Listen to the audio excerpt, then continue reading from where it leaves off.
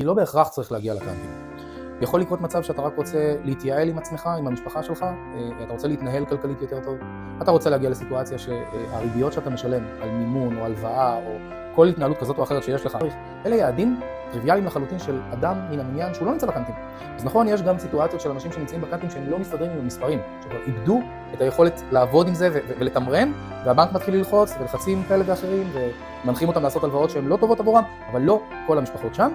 בעשור האחרון ליוויתי גם משפחות שלא היו בכלל במינוס, שלהפך רצו להגשים איזשהו חלום שיש להם, לפתוח עסק, להביא עוד ילד והם פחדו מהעלות הכלכלית של זה, להגשים חלום לקנות בית נוסף, בית להשקעה לילדים שלהם, לא חייב להיות בקנטים. הכנסות מול הוצאות, להגיע למצב שאתה לא נמצא בגירעון חודשי נוסף כל חודש בחודשו וצובר לעצמך עוד מינוס, עוד מינוס, עוד מינוס.